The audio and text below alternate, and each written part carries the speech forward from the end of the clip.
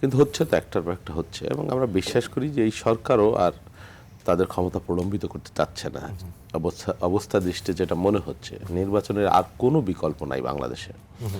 একজন প্রত্যেকটা দেশপ্রেমিক মানুষই নির্বাচন চাইবে, কারণ নির্বাচন ছাড়া আমাদের দেশটা একেবারে রসাতলে চলে যাবে এবং ভয়ঙ্কর একটা সংকটের দিকে পড়ে যাবে। সুতরাং দেয়ার ইজ নো অল্টারনেটিভ, হ্যাঁ, কোনো বিকল্প নাই এই মুহূর্তে নির্বাচন ছাড়া, এবং নির্বাচন হতে হবে।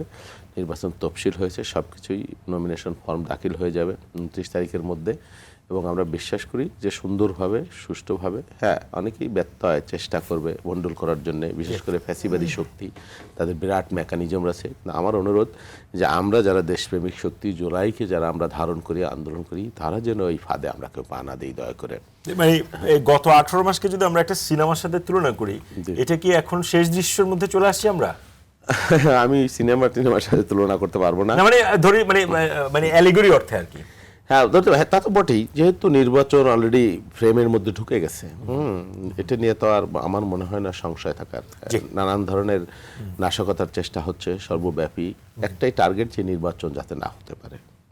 হ্যাঁ, কিন্তু তা সত্ত্বেও নির্বাচন হবে, নির্বাচন হতেই হবে। জি, আরেকটা প্রশ্ন একটু কুইক করে রাখি, সেটি হচ্ছে আজকে আপনারা যেটা করছেন আপনাদের দলের পক্ষ থেকে একটা আসন সমঝোতার একটা প্রক্রিয়ার মধ্যে, সেখানে জমিয়ত ইসলাম একে 4টি আসন ছাড় দেওয়া হয়েছে, এবং আমরা খবরে দেখলাম যে সেখানে বিএনপির সেই আসনগুলোতে বিএনপির স্বতন্ত্র প্রার্থীরা লড়বেন বলে তারা ঘোষণা দিয়েছেন। আমি রুমিন ফারহানার নামটা বলতে পারি, উনিও বলেছেন যে স্বতন্ত্র হিসেবে উনি নির্বাচন করবেন, এবং দলের পক্ষ থেকে বলা হয়েছে যে মানে খুব কঠোর ব্যবস্থা নেওয়া হবে। তাহলে কেউ যদি সেরকম করেন তাহলে দল কি ব্যবস্থা নেবে?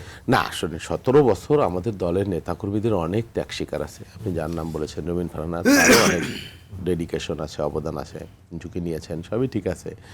একটা জায়গায় 3জন 4জন 5জন প্রার্থীও আছে, এটাও ঠিক। কিন্তু আপনি যখন বৃহত্তর একটা পরিসরে যাবেন, বৃহৎ একটা অর্জনের জন্য যাবেন, তখন আপনার ব্যক্তিগত ক্ষুদ্র চাওয়া পাওয়া, এগুলো একটা জাতি রাষ্ট্রের কাছে বা জাতীয় পারপাস মানে পার্সপেক্টিভে এটা মানে গ্রহণযোগ্য হবে না। হ্যাঁ, যদি কেউ করে, হ্যাঁ, এরকম ঘোষণা দিয়েছেন, আমি বিশ্বাস করি যে তারা বৃহত্তর স্বার্থে বিষয়গুলো তারা কম্প্রোমাইজ করবেন। আমাদের দলের থেকেও কথা বলা হবে, প্রথমেই যে ধারাই নিয়ে বহিষ্কার করে দেওয়া হবে একেবারে পয়েন্ট অফ নো রিটার্ন, বিষয়টা এরকম না। দলের পক্ষ থেকে কথা বলা হবে নিশ্চয়ই তাদের সাথে, তারাও নিজেরা বিবেচনা করেন, প্রাথমিকভাবে হয়তো প্রতিক্রিয়া দিয়েছেন, এরকম অনেক জায়গায় হয়েছে।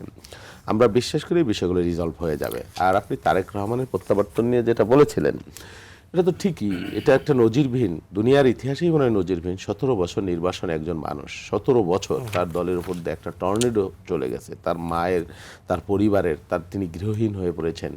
এই সময়টা, হ্যাঁ, প্রতিনিয়ত, যদিও তিনি দেশের সাথেই ছিলেন মানসিকভাবে, কিন্তু মানে এটা একটা অভাবনীয় ব্যাপার, হ্যাঁ, যে তারেক রহমানের উপর বা তার দলের উপর যে অত্যাচার হয়েছে, তিনি দেশে ফিরছেন, সকল রকমের শঙ্কা, সকল রকমের প্রতিবন্ধকতা পাশ কাটিয়ে তিনি দেশে ফিরছেন। এই সময়টা আমরা যারা তার দল করি, নিশ্চয়ই আমাদের জন্য মাহেন্দ্রক্ষণ।